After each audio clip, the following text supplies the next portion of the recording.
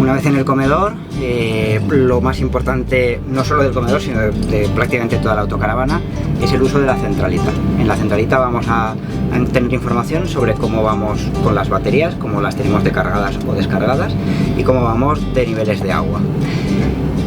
Las centralitas las tenemos arriba de la puerta del habitáculo, ¿vale? Tras esta pantallita de plástico. La de la izquierda es la centralita central del vehículo, y si tenéis experiencia en alquilar otro tipo de autocaravanas, hay una diferencia que es importante, y es que en las autocaravanas de la gama Premium, como tenemos instalado el pack de litio para poder alimentar el aire acondicionado y electrodomésticos de alta potencia, toda la información de electricidad que nos dé la centralita no es correcta, ¿vale? Tendremos que acudir a la otra centralita que ahora a continuación explicaremos.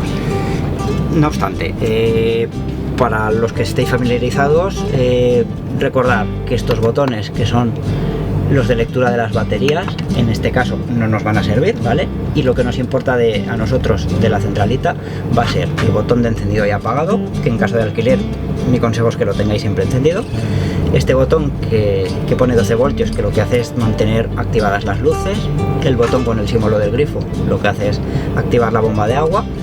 Este botón simplemente es para activar los equipamientos auxiliares como televisiones, etcétera, ¿vale?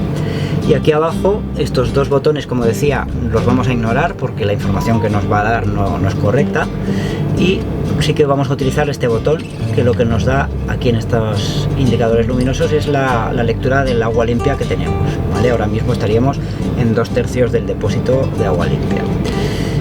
En el caso de que tuviéramos las aguas grises llenas, se nos encenderá un piloto aquí al lado de este. A ver, un momentito que le dé un poquito más de brillo. Se nos encenderá un indicador como este que tengo señalado, pero aquí abajo, ¿vale? Al lado de este icono, que es el indicador del depósito de aguas grises. Cuando se encienda o cuando queramos vaciar, ahora os explicaremos también cómo proceder al vaciado.